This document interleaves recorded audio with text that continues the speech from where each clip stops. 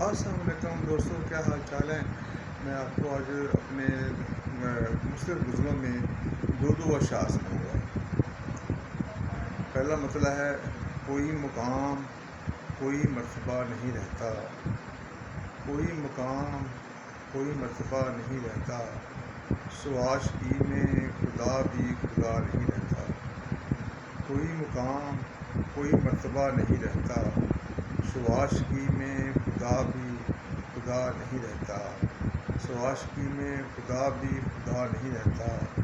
کبھی کبھی تیرے احساس کی سہولت سے، کبھی کبھی تیرے احساس کی سہولت سے ہمارے بیچ کوئی بھی خلا نہیں رہتا۔ کبھی کبھی تیرے احساس کی سہولت سے ہمارے بیچ کوئی بھی خلا نہیں رہتا۔ کھل کے رویا تو نیند آئی مجھے، کھل کے رویا تو نیند آئی مجھے، درد جاگا تو نیند آئی مجھے۔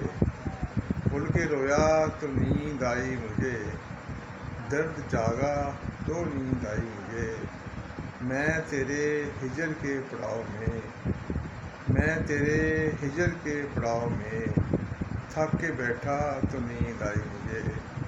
میں تیرے ہجر کے پڑاؤ میں تھک کے بیٹھا تو نیند آئی مجھے۔ لوگ سوتے میں خواب دیکھتے ہیں، لوگ سوتے میں خواب دیکھتے ہیں، خواب آیا تو نیند آئی مجھے۔ ایک غزل اور ہے، موسم کا کردار نبھانے آیا ہوں، موسم کا کردار نبھانے آیا ہوں، میں خوشبو کو پھول دلانے آیا ہوں۔ موسم کا کردار نبھانے آیا ہوں، میں خوشبو کو پھول دلانے آیا ہوں۔ پیاسے دشت کو اپنی آنکھیں دے دوں گا، پیاسے دشت کو اپنی آنکھیں دے دوں گا، میں دریا کو پار لگانے آیا ہوں۔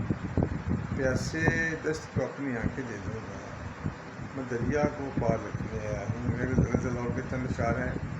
میں نے کیا ملال کوئی اور بھی کرے، میں نے کیا ملال کوئی اور بھی کرے، اس شہر کا خیال کوئی اور بھی کرے۔ میں نے کیا ملال کوئی اور بھی کرے، اس شہر کا خیال کوئی اور بھی کرے، اس شہر کا خیال کوئی اور بھی کرے۔ جب میں نے ہی کیا نہیں اپنا کوئی خیال، جب میں نے ہی کیا نہیں اپنا کوئی خیال، کیوں کر میرا خیال کوئی اور بھی کرے۔ جب میں نے ہی کیا نہیں اپنا کوئی خیال، کیوں کر میرا خیال کوئی اور بھی کرے۔ ایک غزل کے چند اشعار ہیں۔